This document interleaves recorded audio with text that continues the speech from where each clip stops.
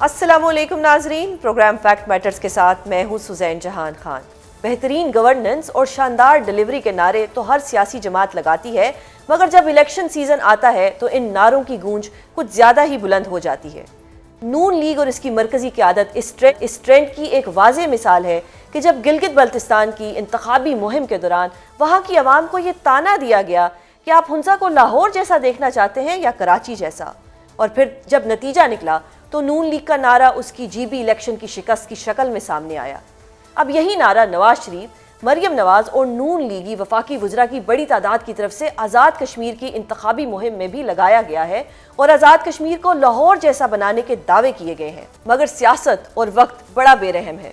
نون league اور مریم نواز حکومت کی گورننس کے دعوے لاہور میں ہونے والی موسلا دھار بارش آج اپنے ساتھ بہا کر لے گئی کہ جب شہر کی اہم سڑکوں کے ساتھ ساتھ انڈر پاسز بھی ندی نالوں اور تالاب کا منظر پیش کرنے لگے جن میں بچوں کو باقاعدہ نہاتے دیکھا جا سکتا ہے۔ مختلف ہاؤسنگ سوسائٹیز میں تو نوبت یہاں تک پہنچی کہ سڑکیں ڈوبنے کے باعث عوام کو کشتیاں چلانی پڑیں اور پنجاب حکومت کی پانی کی نکاسی کے نظام کو کوسنا پڑا۔ اس سے قبل بارش کی وجہ سے لاہور کے باغبان پورہ علاقے میں 30 جون کو رہائشی علاقے میں قائم ایک پرائیویٹ ٹیوشن سینٹر کی چھت گرنے سے 14 بچے بھی جہاں بحق ہو چکے ہیں۔ نون لیگ اور پنجاب حکومت کی اس گورننس کا تذکرہ تو اپنی جگہ، مگر دوسری طرف جمعیت علماء اسلام فے کے امیر مولانا فضل الرحمان بھی آج کل اپنے متنازع بیانات کی وجہ سے خبروں کی زد میں ہیں۔ پاک فوج اور کارگل شہدا کے حوالے سے منفی اور متنازع بیانات دینے والے مولانا شاید یہ بھول گئے ہیں کہ جنرل پرویز مشرف کے اقدامات کو آئینی تحفظ فراہم کرنے کے لیے مولانا نے 2004 میں اس وقت کی حکومت کے ساتھ ایک معاہدے کے تحت لیگل فریم ورک آرڈر کو 17ویں آئینی ترمیم کی شکل میں سپورٹ کیا تھا۔ اپنے آج کے پروگرام کا آغاز ہم اسی چپتے ہوئے سوال سے کریں گے کہ سیاسی جماعتیں اپنے نعروں اور دعووں کی کلئی کھل جانے کے باوجود سبق کیوں نہیں سیکھتیں اور اداروں کو نشانہ بنانے کا سیاسی طرز عمل کسی نہ کسی شکل میں جاری کیوں رہتا ہے۔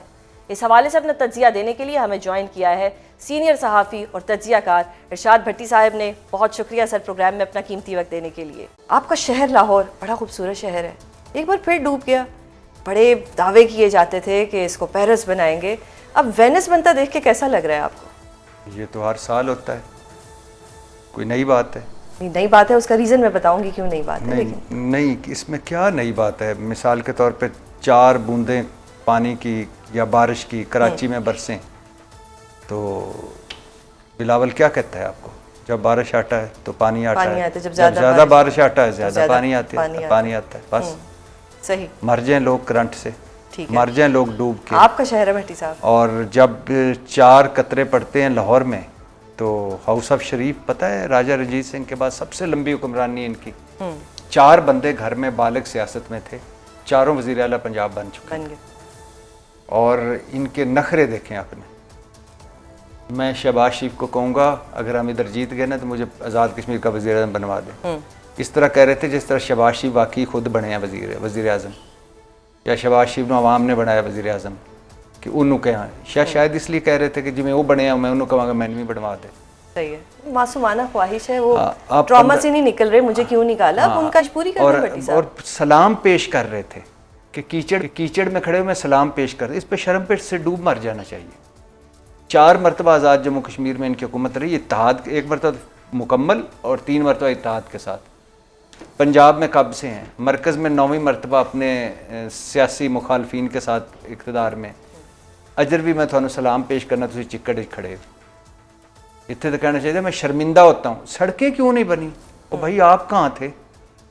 بھائی ظاہر ہے آپ نے ہیلی کاپٹر پہ آنا ہوتا ہے چھانگلہ گلی اور ادھر سے واپس چلے جانا ہوتا ہے، آپ کو سڑکوں کا کیا؟ وزیر اعظم بن جائیں گے تو سڑکیں بنا دیں گے۔ میں تو کہتا ہوں کہ کوئی ترمیم کریں ان کو بھی بنا دیں تاکہ مظفر آباد ٹو چھانگلہ گلی یہ درمیان میں ہمارا کام نہ رکے، ادھر سے ادھر، اور ایک گلگت بلتستان کا حمزہ کو بنا دیں، ٹھیک ہے، تاکہ کام سارے کام پہ لگے۔ آپ کو تو پنجاب چاہیے نا، وہ کہیں اور کا نہیں، تھوڑا سا اور تجربہ حاصل کر لیں نا۔ وہ ابھی آج میں کوئی کلپ دیکھ رہا تھا جس میں کوئی ایک بابا سا ناچ رہا تھا مریم اورنگزیب اور نواز شریف صاحب کے سامنے۔ میں حیران ہوتا ہوں باپ کی عمر جتنا، اور یہ ہمارا المیہ ہے، ہماری وہ نسل بھی ناچ رہی ہے اور ہم بھی ناچ رہے ہیں۔ تو لاہور کی آپ بات کر رہی ہیں، دیکھیں کتنے نقصان ہوئے۔ ایک کہ سارا پنجاب کا بجٹ کہاں لگا؟ لاہور پہ، یا 2-4 اور شہر ہیں۔ ہاں خریدا ہے جہاز، اب وہ جہاز چلائیں اس پانی میں، پر نکال کے نا اس کی کشتی بنا کے پانی میں چلائیں. اور کیا ہوا کہ یقین کریں 78 سالوں میں ایوب خان بنا گیا تھا اسلام آباد. کوئی ایک شہر مجھے بتائیں انہوں نے بنایا ہو، کوئی ایک محکمہ جو انگریز دے گئے تھے انہوں نے کوئی بہتر کیا ہو، کوئی ایک کام جو انہوں نے ڈھنگ سے کیا ہو سوائے قرضہ لینے کے اور جہازوں پہ جھولے لینے. ہاں 60 دورے شہباز شریف صاحب کے ہو گئے، اور نواز شریف صاحب 400 دن باہر رہے تھے آخری مرتبہ. صحیح. تو اب یہ لاہور ڈوب گیا ہے.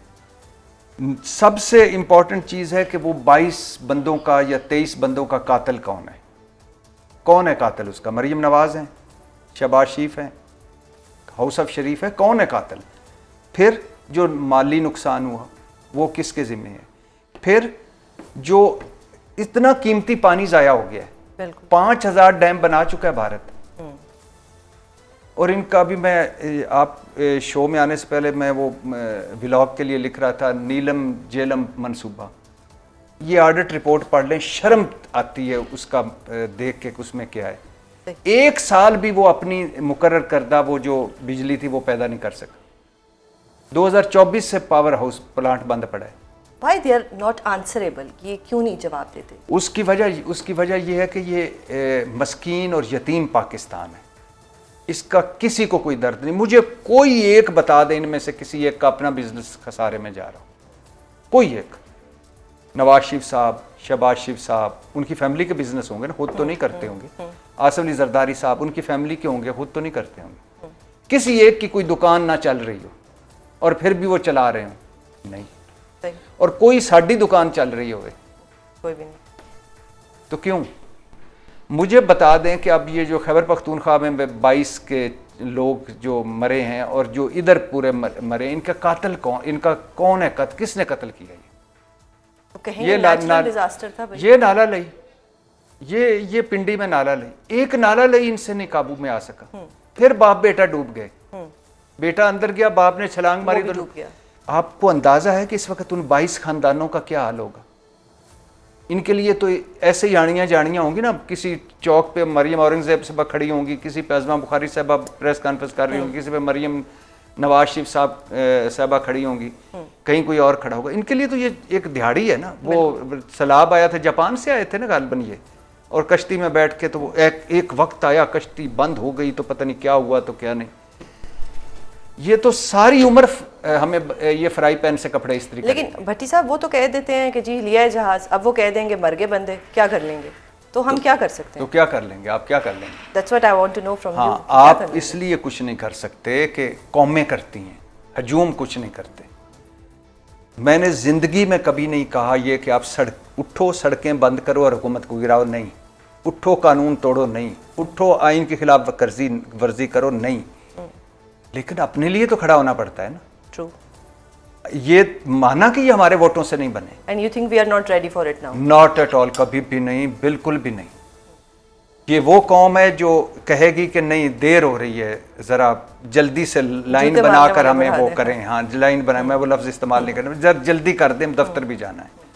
یہ تو وہ قوم ہے. لیکن بھٹی صاحب نون لیگ جو ہے وہ تو لاہور کو اپنی سکسیس سٹوری بنا کے پیش کر رہی ہے. اب دیکھا بھی آپ نے، آپ کا لاہور جو ہے وینس بن گیا، لیکن یہ سکسیس سٹوری جو ہے یہ ایک فیلئر سٹوری کیوں بنی؟ اور کیا یہ مریم حکومت ایکسپوز نہیں ہو گئی؟ نواز شریف صاحب کے اپنے حلقے میں جس میں یاسمین راشد صاحبہ نے کیا کچھ نہیں کیا، وہ تو خیر جیل میں ہیں. ان کا قصہ ختم ہو چکا ہے جب میاں محمد نواز شریف 3 دفعہ کے وزیر اعظم، دلوں کے وزیر اعظم، ان کی سیٹ مشکوک ہو گئی. میں یہ نہیں کہوں گا کہ وہ ہار گئے، یہ پوری دنیا جانتی ہے. میں نہیں کہوں گا، میں یہ کہوں گا کہ وہ سیٹ جیت ان کی مشکوک ہو گئی. بالکل. تو مجھے بتائیں، میاں محمد نواز شریف کی اپنی سیٹ مانسہرہ سے تو پکے ہار گئے، ادھر سے اپنی سیٹ ہوگی تو کون سا لاہور، تو کون سا آبائی حلقہ؟ یہ جن جپا ہے، ایلیٹ کیپچر ہے. آپ کیوں نہیں سمجھ رہے؟ یہ مفاداتی سارے اکٹھے ہوئے ہیں. لیکن میں پھر سوال کرتا ہوں، ان 22 لوگوں کا قاتل کون ہے؟ مجھے کوئی ایک قاتل دکھا دیں. ایک یہ ابھی نیا، اس دن میں آپ کو کیس ٹامر کی مثال دے کے گیا تھا، اب بن گیا نا نیا وزیر اعظم برطانیہ کا. وہ کیس اسٹارمر سڑکوں پہ نکلا ہے کہ مجھے کیوں نکالا؟ جمہوریت خطرے میں پڑی ہے. این ڈی برنم بنا ہے اب تو اینڈی بھائی جان بنے ہیں. بالکل. تو بھائی کیئر اسٹارمر کدھر ہے؟ ہاں انہوں نے تو اس طرح سے نہیں کیا. کدھر ہے وہ؟ آج میں وہ بھی کر رہا تھا کہ 7واں وزیر اعظم بھگت رہی ہے 19 سالہ لہری. لہری والا کون ہے؟ بلی. 9 لاکھ سے زیادہ فالوورز ہیں مجھ سے اور آپ سے تو زیادہ اس کے فالوورز ایکس پہ ہیں. تو وہ ان کے اوپر لکھا ہوا ہے کہ سیاستدان آتے جاتے ہیں بلیاں مستقل رہتی ہیں. تو اب مجھے بتائیں کہ اس کوئی ہے جو ان قتلوں کا ذمہ لے گا؟ نہیں لے گا. انہوں نے اس ملک کو تباہ و برباد کر دی ہے. کوئی ایک شعبہ مجھے اٹھا کے کہیں کہ ہم نے یہ شعبے میں اچھا عراق ابھی گیا. 3 ملک ہیں جن کے پاسپورٹ وہ رکھ لیتے ہیں ایئرپورٹ پہ. اچھا پاسپورٹ نہیں دیتے. صحیح ہے. اور چونکہ ہم انوائٹڈ تھے ان کی طرف سے، مکتبہ حسینیہ ان کی طرف سے انوائٹڈ تھے، تو ہمیں ساتھ وہ آئے، ان کی گارنٹی پہ ہمیں انہوں نے داخل ہونے دیا. یعنی اس میں پاکستان بھی تھا. 3 ملک جن میں ایک پاکستان ہے جن کے پاسپورٹ ان کو نہیں دیتے. جب ان سے پوچھا ہم نے بھی اب یہ کیا ظلم کرتے ہو، تو اتنا ہی انہوں نے کہا کہ بھائی جان 65,000 پاکستانی ہیں ادھر ایک اندازے کے جس میں 55,000 غیر قانونی ہیں، جیلوں میں ہمارے میں پڑے ہوئے ہیں. صحیح. تو اب مجھے بتائیں، آپ ایک سمپل ہم معذرت کے ساتھ گند ایکسپورٹ کرتے ہیں اپنا. دنیا جہان میں شناختی کارڈ تو لازمی ہے، پاسپورٹ سب سے مشکل ہوتا ہے، ہمارا سب سے آسان ہے. اگر آپ اسٹوڈنٹ ہیں، آپ کی ایک انکم ٹیکس ریٹرن ہے، آپ کے پاس پیسے ہیں، آپ کو پاسپورٹ دیں، جائیں پڑھیں، ڈاکومنٹس آپ کے پاس ہیں. اگر آپ عمرہ حج کرنے جاتے ہیں، آپ کی انکم ٹیکس ریٹرن ہے، آپ کے پاس پیسے ہیں، جائیں عمرہ کریں. اگر آپ بزنس مین ہیں، بلو پاسپورٹ کی پڑ گئی ہے پاکستان میں، ہمارے ساتھ بلو پاسپورٹ والے بھی تھے، سراج الحق صاحب تھے. صحیح. ان کا بھی رکھ لیا. ان کا بھی رکھ لیا. صحیح. ہاں. اور اگر آپ بزنس مین ہیں، آپ کی انکم ٹیکس ریٹرن شو کرے کہ آپ کے پاس پیسے ہیں، جائیں. اگر آپ کوئی سرکار کے طرف سے جا رہے ہیں تو جائیں. 1300 ریڈ پاسپورٹ، 55-56,000 بلو پاسپورٹ، اور باقی ہم سارے گرین پاسپورٹ، کسی کی کوئی ویلیو نہیں رہی. تو آپ وقتی طور پر میلے میں جاتے ہیں، ایک مداری ڈگڈگری پہ چیزیں نچا رہا ہوتا ہے، وقتی طور پر آپ محظوظ ہوتے ہیں، لیکن یہ نہیں کرتے کہ آپ مداری کو گھر لے آئیں یا مداری کو اپنے گھر کا وارث بنا دیں کہ تو بہت اچھی ڈگڈگری بجاتا ہے. صحیح ہے. آپ کیا کہنا چاہتے ہیں؟ میرے تو سارے بال سفید ہو گئے ہیں خدا کی قسم انہی ڈراموں کی وجہ سے کہ اب وہ آمنے سامنے آ گئے، اب وہ پیچھے پیچھے آ گئے. ڈرامے اپنی جگہ نہیں، کبھی بھی نہیں یہ ہوں گے، کبھی بھی نہ علیحدہ ہوں گے، نہ کچھ ہوں گے. گلگت بلتستان میں کیا کیا انہوں نے؟ یہ ہمارے 8 فروری 2024 کے الیکشن میں انہوں نے کیا کیا؟ ایسے نہیں لگ رہا تھا کہ جیسے 2 مخالف پارٹیاں آ کے اتحاد بنا کے بیٹھ گئے، جی بی میں اتحاد بنا کے بیٹھ گئے. لیکن وہ کہتے ہیں کہ ہم پارلیمنٹ کو سپورٹ کرتے ہیں. پر بھٹی صاحب ایک چیز بتائیں، پارلیمنٹ کو، یہ جو ہماری پارلیمنٹ ہے، پارلیمنٹ کس کی نمائندہ ہوتی ہے؟ عوام کی. یہ ہے عوام کی نمائندہ. تو آپ جواب دیں گے؟ میرا سوال ہے، میں آپ سے بھی نہیں جواب لینا چاہتا، بلکہ ہم عوام سے ہی سوال عوام سے لیں. عوام کی نمائندہ پارلیمنٹ ہوتی ہے. کس پارلیمنٹ کو؟ پارلیمنٹ سے ان کا مراد ہے کلب، ایلیٹ کلب، اس کو سپورٹ کرتے ہیں. تنخواہیں بڑھانی ہو سارے اکٹھے ہو جاتے ہیں، مراد بڑھانی ہو سارے اکٹھے ہو جاتے ہیں، بلو پاسپورٹ ہے سارے اکٹھے ہو جاتے ہیں، حکومتیں بنانی ہو سارے اکٹھے ہو جاتے ہیں، اپنے دورے کرنے ہو سارے اکٹھے ہو. یہ اس کلب کو سپورٹ کرتے ہیں. بھٹی صاحب، ہم نے بہت کرٹیسائز کر لیا ان پولیٹیکل جماعتوں کو. اب مجھے بتائیں کہ مولانا نے جو اچانک سے پینترا بدلا ہے اور جو شوتا کے حوالے سے انہوں نے عجیب قسم کے بیانات دیے ہیں، مولانا یہ کیوں بھول گئے ہیں کہ پرویز مشرف کا جو LFO تھا ان کو انہوں نے ہی سپورٹ کیا تھا؟ کیا ان کی میموری فیڈ ہو گئی ہے؟ پہلی بات تو یہ ہے کہ جو کچھ بھی کوئی سیاستدان کرتا رہے، کسی کی یہ جرت نہیں ہونی چاہیے تھی کہ وہ شہیدوں کی بات کرے. امریکہ میں یہ بات کرتے ہیں نا، کتنی بڑی جمہوریت ہے امریکہ میں. امریکہ میں مولانا صاحب بات کرتے تو مولانا صاحب کی سیاست ختم ہو جاتی، لوگ سڑکوں پر آ جاتے کہ آپ شہیدوں کے خلاف بول رہے ہیں. کاش مولانا صاحب کا بیٹا فوج میں ہوتا اور میں پھر ان سے پوچھتا، وہ کارگل میں لڑ چکا ہوتا، وہ ادھر وانا میں لڑتا، وہ بھوک پیاس سہتا، وہ اسرائیل، بھارت اور یہ جو دہشت گرد تنظیمیں ان کے وار روکتا، پھر میں مولانا صاحب سے پوچھتا. مولانا صاحب کے تو اپنے 200 کے قریب شہید ہوئے ہیں. بالکل. لیکن تو آپ مجھے بتائیں، یہ تو کسی صورت جائز نہیں ہے. یہ تو اس کسی کی جرت نہیں ہونی چاہیے کہ شہیدوں کی طرف کوئی آنکھ اٹھا کے دیکھے. یعنی آپ تنخواہ لیتے ہیں، مولانا صاحب کو میں کسی آرمی چیف کی ڈبل تنخواہ دیتا ہوں، جا کے جائیں لڑیں جا کے وہاں، بالکل بندوق اٹھائیں لڑیں. لیکن یہ اپنا پاسٹ کیسے بھول گئے؟ پاسٹ میں پھر دوسری بات ہے کہ مولانا صاحب کی یاد رکھیں ہمیشہ بات، مولانا صاحب کو عورت کی حکمرانی پسند نہیں تھی. مولانا صاحب بے نظیر بھٹو کی حکومت میں فارن کمیٹی کے چیئرمین بنے. مولانا صاحب پیپلز پارٹی کی کرپشن سے تنگ تھے. مولانا صاحب ان کی کشمیر کمیٹی کے چیئرمین بنے، اتحاد کیا. مولانا صاحب کو مسلم لیگ نون والے زہر لگتے تھے. مولانا صاحب ان کی بھی کشمیر کمیٹی کے چیئرمین بنے. مولانا صاحب کہتے تھے یہ میڈیا ہے تو ہماری آواز ہے. مولانا صاحب نے اسمبلی میں ایک دن کہا تھا کہ یہ 24 گھنٹے کے لیے میڈیا بند کر دیں، یہ جو آگ لگی ہوئی ہے ملک میں یہ ختم ہو جائے گی. جب عمران خان دھرنے دے، مولانا صاحب عمران خان کو یہودی ایجنٹ کہتے تھے. مولانا صاحب نے ایک دن کہا کہ مجھے آ کے بتا دیتے اگر وہ نہیں تھا. اچھا. مولانا صاحب جنرل باجوہ صاحب اور فیض حمید کے حوالے سے کیا کچھ نہیں کہتے تھے. جنرل باجوہ سے پرفیوم کا گفٹ لیا، فیض حمید سے ڈیل کی، دھرنا کال آف کیا. مولانا صاحب نے اس رجیم سے مخصوص نشستیں پی ٹی آئی کی لیں. مولانا صاحب ابھی 7,05,000 میرے خیال سے ٹوٹل تنخواہ بنتی ہے میں نے کی، وہ بھی لے رہے ہیں. میموری شاید فیڈ ہوگی. مولانا صاحب کی جس پہ جب گرج برس رہے ہوں تو وہ سمجھ لیجئے کہ پھر ان کے ساتھ وہ اتحاد کریں گے. لیکن مجھے اس ساری چیزوں سے کوئی دکھ نہیں. یہ ہمارے ملک کا ہر بندہ کری جا رہا ہے، جس کا جتنا داؤ لگا، کچھ لوگوں کو نکال کے باقی جس کا داؤ نہیں لگا وہی شریف ہے. نواز شریف سے شہباز شریف کی بات نہیں کر رہا. لیکن مجھے دکھ اور تکلیف صرف یہ ہے کہ مولانا صاحب پر ابھی تک پرچہ کیوں نہیں ہوا. کیوں نہیں ہوا بھٹی صاحب؟ پرچہ ہوا ہے، گرفتاری نہیں ہوئی. نہیں، مولانا پہ بھی ہو گیا. کس کہاں کب ہوا ہے؟ یہ وہ جو گجرانوالہ میں تھا وہاں پہ پرچہ ہو گیا. عطا اللہ تارڑ صاحب نے کروایا. یہ گجرانوالہ کا شہری جو وکیل تھا بھنڈر صاحب، بھنڈر صاحب جو تھے، مجھے وہ میری طرح ان کو حق کیوں نہیں کرا. لیکن یہ 67 وزیروں مشیروں کوآرڈینیٹر میں کیوں نہیں؟ ان کو نہیں شہیدوں کی فکر؟ وہاں کے رہائشی کو ہونا چاہیے نا جورسڈکشن. نورین نیازی پہ جو نورین نیازی کا جو ایک انٹرویو نہیں آیا اور جو انہوں نے غلط بات کی، جو جھوٹ ہے، جو حقائق سے پہ مبنی نہیں ہے، لیکن اس پہ طارق فضل چودھری اور عطا تارڑ اور ایک اور پتہ نہیں کون بیٹھے ہوئے تھے، 3 لوگوں نے پریس کانفرنس کی. مولانا صاحب پہ کتنوں نے کی؟ رانا صاحب نے کہا جوش خطابت میں نکل گیا ہوگا. نہیں شروع میں کی ہے بھٹی صاحب، اس کے بعد جو دوسری دفعہ بیان دیا اس پہ خاموشی ہوئی ہے. اچھا، اس پہ کیوں خاموشی ہوئی؟ اس پہ کیوں خاموشی ہوئی ہے؟ اچھا، مولانا صاحب پھر پرویز مشرف ان کو برا لگتا تھا، ایل ایف او کو قانونی آئینی تحفظ دیا. بالکل دیا، یہی تو. اور مولانا امریکہ مرد آباد کہتے تھے. این میری پیٹرسن کے پاس گئے کہ ساڑھے وال تک سجنا.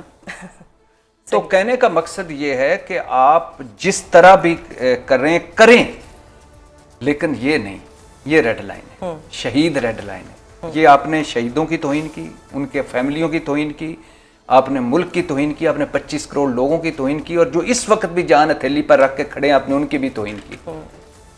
کسی میں اتنی جرت نہیں کہ ان کو کہہ سکے کہ آپ معذرت کریں. بالکل. اسپیکر کو ریفرنس بھیجیں، ان کی اسمبلی ممبرشپ ختم کریں. Good idea. ہاں، کیوں نہیں ختم کرتے؟ بہت شکریہ بھٹی صاحب پروگرام میں اپنا قیمتی وقت دینے کے لیے. ناظرین، یہ تھا بھٹی صاحب کا چپتا ہوا تجزیہ. بیرسٹر گوہر کی جانب سے 19 ماہ بعد بھی اپنا بیان ریکارڈ نہ کروائے جانے کے باعث 26 نومبر احتجاج کیس عدالت نے خارج کر دیا ہے. اس حوالے سے P T I legal team پر بہت سوالات اٹھ رہے ہیں. ہمارے ساتھ موجود ہیں وکیل پی ٹی آئی علی بخاری صاحب. بہت شکریہ سر پروگرام میں اپنا قیمتی وقت دینے کے لیے.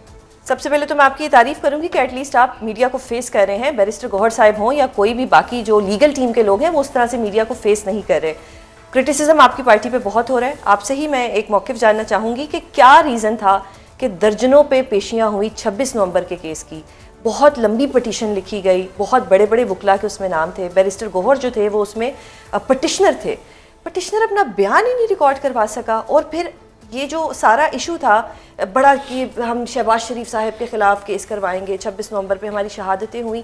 کیا ہوا کہ پٹیشنر جو بیرسٹر گوہر صاحب ہیں جو کہ پارٹی چیئرمین بھی ہیں، کیا ان کے پاس اتنا ٹائم بھی نہیں تھا کہ وہ جاتے اور اپنا بیان ریکارڈ کرواتے؟ بسم اللہ الرحمن الرحیم. بہت شکریہ سوزان، آپ نے مجھے اپنے پروگرام میں یاد کیا. دیکھیں، ایسی بات نہیں ہے. بیرسٹر گوہر صاحب 22 کو بھی موجود تھے، بیرسٹر گوہر صاحب 15 تاریخ کو بھی موجود تھے. تو ان کی نان اپیرنس کی وجہ سے یہ جو ہے ڈسمسل نہیں ہوا، نمبر 1. نمبر 2 چیز، اگر آپ کہیں جو پرنسپل کونسل تھے کھوسا صاحب، ان کی اگر نان اپیرنس تھی تو ان کی adjournment application supreme court of Pakistan نے اپروو کی ہوئی ہے. بالکل. اور ان کے بیٹے خرم کھوسا صاحب بیرسٹر گوہر کے ساتھ خود اپیئر ہوئے کورٹ میں، انہوں نے اپلیکیشن دی. اب یہ میں ڈسکریشنری پاورز بھی نہیں کہوں گا، میں اس کو تھوڑا سا میں بائس لفظ بھی یوز کروں تو غلط ہو جائے گا ایز اے لیگل فیکولٹی کے حوالے سے، لیکن یہ اس طرح کا آرڈر جب آلریڈی چھٹیاں آن دا وے ہوں، summer vacations in the High Court and the Supreme Court, اور ڈسٹرکٹ کورٹ میں بھی اگست سے سٹارٹ ہونی ہوں، اور ایڈجرمنٹ اپلیکیشنز سپریم کورٹ سے الاؤڈ اور اپرووڈ ہوئی ہوں، اور کوئی ارجنسی اتنی نہ ہو، تو اس طرح کے آرڈرز آتے نہیں ہوتے. تو یہ آرڈر جو ہے یہ itself speaks puts of its own volume which is challengeable, اور یہ ہم نے ڈیسائیڈ کیا کہ اس کو انشاءاللہ چیلنج بھی کیا جائے گا. اس کو چیلنج کیا جائے گا. لیکن سر ود ڈیو رسپیکٹ، جج صاحب نے اپنے پچھلے آرڈر میں لکھا ہے کہ آپ کو ایک فائنل موقع دیا جا رہا ہے، آپ آئیں اگلی پیشی پہ آ کے بیان تو ریکارڈ کروائیں. یہ نہیں میں کہہ رہی کہ بیرسٹر گوہر صاحب پیش نہیں ہوئے، پیش وہ ہر پیشی پہ ہوئے ہیں، بیان ریکارڈ نہیں کروایا. اس کا کیا ریزن تھا؟ دیکھیں آپ خود بھی اسی پروفیشن سے ہیں، کبھی بھی کلائنٹ اکیلا جو ہے وہ اپنا اسٹیٹمنٹ ریکارڈ نہیں کرتا، اور وکیل جو ہو بغیر کلائنٹ کے اپنی اسٹیٹمنٹ ریکارڈ نہیں کرتا. یہ پرائیویٹ کمپلینٹ ہے، اس کا ایک ایک لفظ جو ہے نا وہ بڑا معنی رکھتا ہے. اس کے لیے مینڈیٹری ریکوائرمنٹ ہوتی ہے کہ کمپلیننٹ اس کے پی ڈبلیوز، جو اس کے سی ڈبلیوز بھی کہہ لیں آپ، جو اس کے کورٹ وٹنسز کو چھوڑ دیں بلکہ جو، اور آپ کے جو گواہ ہوتے ہیں استغاثے کے، اور اس کے ساتھ آپ کا جو کونسل ہوتا ہے جس نے اس کو پلیڈ کرنا ہوتا ہے، یہ سب پیرالل کھڑے ہوتے ہیں، اور اس کے بعد یہ اسٹیٹمنٹس کرائی جاتی ہیں. اب آپ اس میں کہہ دیں کہ ایک چیئرمین صاحب جب اس میں کمپلیننٹ بنے تو اس ٹائم عمران خان صاحب کی اجازت تھی، ان کے حکم سے یہ بنے. اب ایشو یہ ہے کہ اگر پرنسپل کونسل نہیں ہے تو اس کے اندر بڑا ایک نارمل بات ہے، اور ایڈجرمنٹ اپلیکیشن 19 ماہ میں پرنسپل کونسل موجود رہا ہے. 19 ماہ یہ کیس چلا ہے، صرف 15 جولائی کو کونسل نہیں تھا، صرف 15 جولائی. اگر یہ میں یہی بات کر رہا ہوں کہ جب آپ کی کرسری ایویڈنس جب آتی ہے تو کمپلیننٹ بیسیکلی استحقاق ہے کمپلیننٹ کا. اس میں کمپلیننٹ کا یہ اختیار ہے، انہوں نے ایک چیز سے اگریوڈ ہو کے کمپلینٹ فائل کی. اگر اس کا ایف آئی آر سیدھی درج ہو جاتی تو کمپلینٹ کرنے کی کیا ضرورت تھی؟ کمپلینٹ ہوتی اس ٹائم ہے جب ہم اگریوڈ ہوتے ہیں. کس سے؟ انسٹیٹیوشن سے اگریوڈ ہے، پولیس سے، وہ ہمارا پرچہ رجسٹر نہیں کر رہی. ہم جو ہے باقی جتنے بھی قانون نافذ کرنے والے ادارے ہیں ان تک اپروچ کرتے ہیں، وہ ہمیں اس کا کوئی جواب نہیں دیتے. تو ہم اپنی کمپلینٹ ڈائریکٹلی جوڈیشری کے سامنے، جج کے سامنے دیتے ہیں کہ جی یہ ہماری کمپلینٹ ہے، اس کو فلاں جگہ ہم نے اپلائی کیا، وہ انٹرٹین نہیں کر رہے، ہمارے ساتھ یہاں زیادتی ہوئی ہے، ہمیں انصاف دلایا جائے. 19 ماہ میں نہ کوئی گواہ آتا ہے جس میں سی ایم صاحب بھی تھے، جس میں شفیع جان صاحب بھی تھے، اور نہ جو بیرسٹر گوہر صاحب ہیں وہ اپنا بیان بھی ریکارڈ نہیں کراتے. یہ اونس تو سر آپ پہ، آپ بے شک اپنی پارٹی کو ڈیفینڈ کریں، لیکن یہ ایک شکوہ ہے پوری عوام کا آپ سے. پارٹی ایک پالیسی ہوتی ہے، پالیسی کے مطابق پارٹی چلتی ہے. اب ابرپٹلی آپ کو ہیمر کر دیا جائے تو اس کا تو کوئی پتہ نہیں ہوتا. آپ اگر میں یہ کہتا ہوں 2 منٹ کے لیے کہ کرسری ایویڈنس، جس کو سرسری شہادت کہتے ہیں اردو کے اندر ہم، وہ ریکارڈ ہو جاتی، اور جج صاحب آرڈر میں لکھ دیتے کہ جی یہ میں اس کو مینٹینیبل نہیں سمجھتا ہوں اس لیے ڈسمس کر دیتا ہوں، تو آج پھر ہم یہی کوشچننگ کر رہے ہوتے ہیں. ٹھیک ہے، تو ان ساری چیزوں کو آپ دیکھیں تو آپ کو ڈیفینیٹلی جی یہ آرڈر جو ہے یہ چیلنجیبل آرڈر ہے، اس کو چیلنج کیا جائے گا. ٹھیک ہے، اور دیکھا جائے گا. ابھی اس پہ ایک دفعہ ہماری میٹنگ نہیں ہوئی کال، جب میٹنگ ہوگی اس پہ سارے اپنی رائے دیں گے. اچھا اب میں اس کو ایک ادر وے میں دیکھتی ہوں کہ ہو سکتا ہے کورٹ کا پری ڈیٹرمنٹ مائنڈ ہو، کورٹ نے سوچا ہو کہ ہم نے یہی فیصلہ دینا ہے، کیونکہ ظاہری بات ہے پی ایم صاحب کے خلاف اور بھی بڑے بڑے نام ہیں، ان کے خلاف کون پرچہ کاٹے گا. تو کورٹ کا پری ڈیٹرمنٹ مائنڈ تھا ان کیس اگر مان لیا. ڈو یو تھنک کہ یہی مائنڈ اسلام آباد ہائی کورٹ کا بھی ہے، اور وہ جو 190 ملین پاؤنڈ کیس کی جو اپیلز لگی ہوئی ہیں اس میں بھی آپ لوگوں کے ساتھ یہی ہوگا، اور آپ لوگوں کو کوئی ریلیف نہیں ملے گا، ٹرائل کورٹ کا فیصلہ برقرار رکھا جائے گا؟ کبھی آپ نے یہ بھی سنا ہے کہ لیسر پنشمنٹ کے کیس میں 7 ایئرس پنشمنٹ ہو، خاتون ہو 2 سال سے جیل میں ہو، اور اس کی اپیل تو اپیل، اس کی جو بیل جس کو آپ کہیں گے، جس کو 426 آفٹر کنوکشن کہتے ہیں، وہ فکس ہی نہ کی جا رہی ہو. اس طرح کے حالات کے اندر ہم لوگ جہاں پر آپ کوشچن کر رہے ہیں تو بہت سے جو عدل کے، اللہ کے جس کو کہتے ہیں نا میزان ورڈ یوز کیا، قرآن کا ورڈ ہے، وہ جن کے ہاتھ میں اللہ نے میزان دیا نا وہ بھی جواب دیں. سر اب ایک چیز بتائیں، کیونکہ you are also a part of legal team, اور believe me I have a huge respect for you. آپ کے پاس ایک نالج ہے اور بٹ ایک چیز ہم نے دیکھی ہے کہ جو لیگل ٹیم ہے، ایک تو اس کی آپسی لڑائیاں نہیں ختم ہوتی. سیکنڈلی کیا اب یہ لیگل ٹیم نے ڈیسائیڈ کر لیا ہے کہ ہم کیس کو جو ہے وہ ملتوی کریں گے، ایڈجرمنٹس لیں گے، آرگیو نہیں کریں گے، کیونکہ at the end federal constitutional courts میں یہ فیصلہ جائے گا اور وہاں سے کوئی ریلیف ملتا ہوا نظر نہیں آ رہا؟ دیکھیں سوزین، بڑی سمپل سی چیز ہے. اب لیگلی اسپیکنگ 2-3 چیزیں ہیں. اگر 426 کو ڈیسائیڈ کر دیا جاتا تو سپریم کورٹ اس کو اس کے اگینسٹ جو بھی اپیل ہوتی وہ سنتی، اور اگر فل اپیل ڈیسائیڈ کر دی جاتی ہے تو اس کی ڈیفینیٹلی پھر امینڈمنٹ کر دی گئی، اور امینڈمنٹ کر کے وہ ایف سی سی میں لے جایا گیا. تو جو امینڈمنٹ کرتے ہیں اپنی ضروریات کے مطابق پرسن اسپیسیفک لاز بنا رہے ہیں، تو میں تو اس پہ کوئی دوسری رائے نہیں رکھتا ہوں، اور آپ بھی دوسری رائے نہیں رکھیں گی، کوئی سننے والا بھی نہیں رکھے گا کہ جی یوں چلتے چلتے ایک دم آپ بریک لگاتے ہیں اور کہتے ہیں یہاں سے رائٹ ہم نے مڑنا ہے. تو وہ پرسن اسپیسیفک جو لاز ہوتے ہیں وہ پرسن اسپیسیفک ان لوگوں کو فائدہ دینے ہی کے لیے ہوتے ہیں اور کسی کو نقصان دینے کے لیے ہوتے ہیں، کیونکہ وہ جنرل لا نہیں ہوتا. جنرل لا ہمیشہ وہ ہوتا ہے جو عوام الناس کے لیے ہوتا ہے، پبلک ایٹ. بالکل ٹھیک ہو گیا. اب پچھلی دفعہ اسلام آباد ہائی کورٹ میں آئی واز دیئر، جج صاحب کا جب وہ لکھوا رہے تھے فیصلہ، وہ کچھ اور تھا، جو ریٹن آیا وہ کچھ اور تھا. اس میں یہ کہا گیا تھا کہ کھوسا صاحب کو عمران خان صاحب سے ملنے دیا جائے تاکہ انسٹرکشن سیکھ کر سکے. کھوسا صاحب نے ایک پٹیشن بھی بنائی، یہ خبر بھی مطلب چلی، کچھ ویلاگرز نے دی، بڑے جانے مانے ویلاگرز نے یہ کہا کہ ان کو ایک ٹیم کے حصے میں سے، ان کا میں نام لینا مناسب نہیں سمجھتی، کہ انہوں نے کہا کہ آپ یہ پٹیشن نہ دیں عمران خان صاحب سے ملنے کی، جو سپرنٹینڈنٹ کو ایک اپلیکیشن لکھنی تھی. Why is that so? ویسے بھی سپرنٹینڈنٹ نے ملنے نہیں دینا تھا، ایٹ لیسٹ آپ لوگ عدالت کے سامنے یہ کہہ تو سکتے کہ ہم آپ کو آرڈر لے کے گئے تھے پھر بھی ہمیں ملنے نہیں دیا گیا. تو یہ ڈویژن جو لیگل ٹیم کے اپنے اندر ہے، یہ کب ختم ہوگی؟ دیکھیں بات یہ ہے کہ اس کا جواب تو کھوسا صاحب دیں گے کہ ان کو کس نے روکا یا کیوں نہیں دی انہوں نے. لاسٹ ٹیوزڈے کو، ایک تو یہ ابھی گزرا سے پچھلے ٹیوزڈے کو لسٹ میں میرا نام بھی تھا، میں بھی وہاں گیا، کھوسا صاحب کا نام بھی تھا، گور صاحب کا نام بھی تھا، سلمان راجہ صاحب کا بھی نام تھا. تو موسٹ سیزن لوگ، اور جو خان صاحب کے قریب 3 لوگ تھے، ان لوگوں کا نام تھا پچھلی دفعہ جو 6 لائرز کی لسٹ تھی.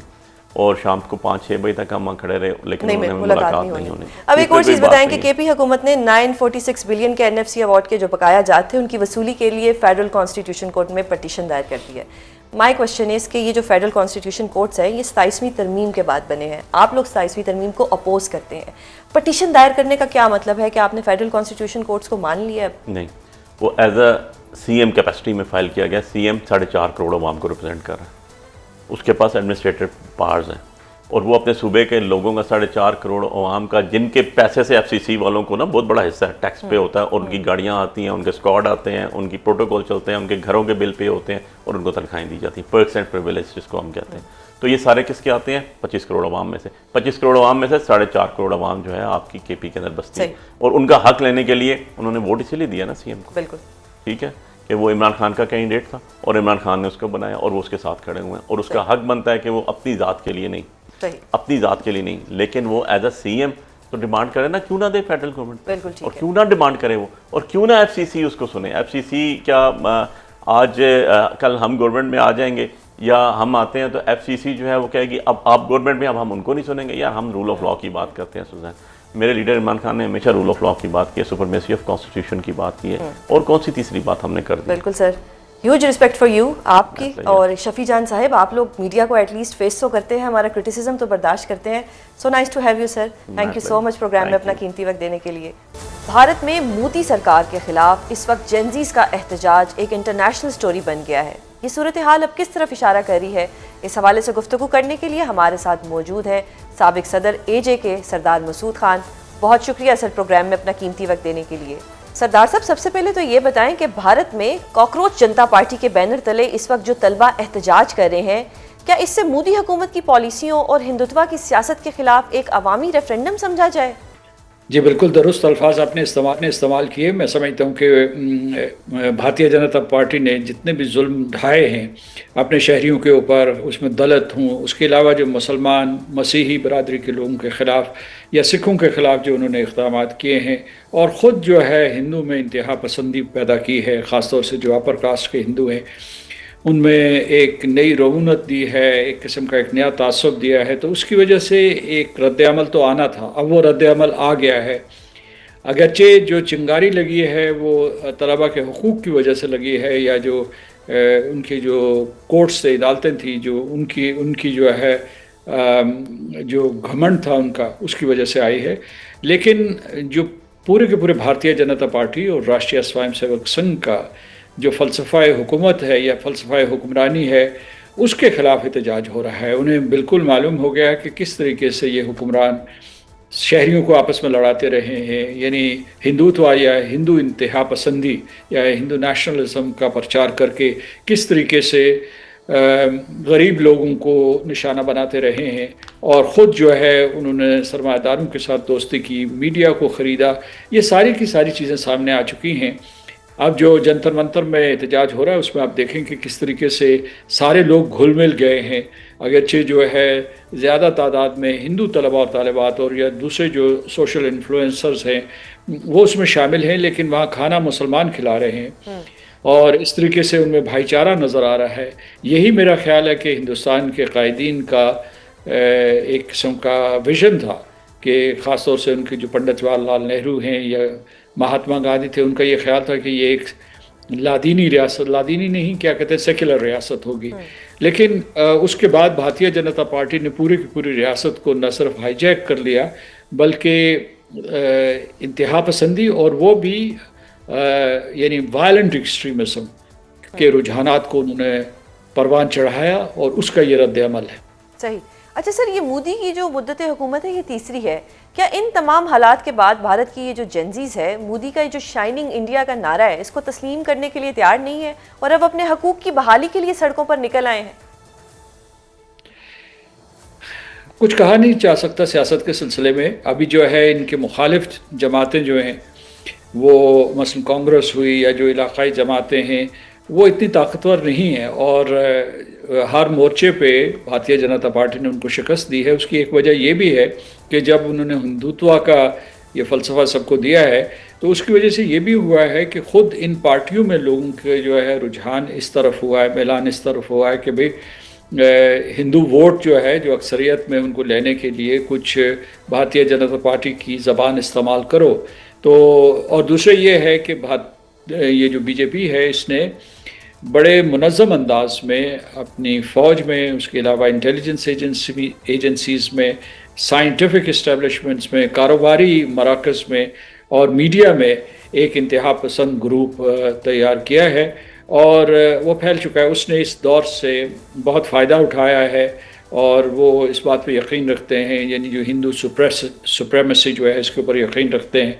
تو اس وجہ سے یہ ہے کہ میں یہ کہہ رہا ہوں کہ اگرچہ یہ احتجاج ہو رہا ہے، احتجاج ہوتے ہیں اور دو چیزیں ہوتی ہیں، یا تو وہ احتجاج کامیاب ہوتے ہیں یا وہ رفع دفع ہو جاتے ہیں۔ اس طرح دیکھیے کہ کیا ہوتا ہے۔ اور دوسرا یہ ہوتا ہے کہ حکومت نے کچھ طریقے سیکھے ہوتے ہیں کہ کس طریقے سے اس قسم کے احتجاج کا سامنا کرنا اور سنبھالنا ہے، اور وہ سروائیو کر جاتے ہیں۔ تو اس وقت جو ہے جو سیاسی قوت سامنے آئی ہے وہ کانگریس کی ہے، کانگریس کی قیادت آئی ہے۔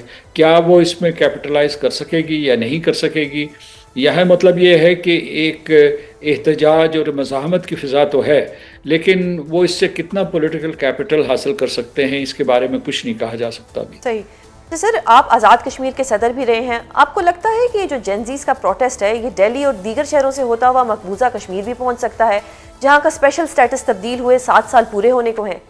مقبوضہ جموں و کشمیر میں جینزی اگر اس کو آپ نوجوان کہیں تو وہ 1947 سے اب تک جاری ہے ان کا احتجاج، ان کی مزاحمت، ان کی قربانیاں۔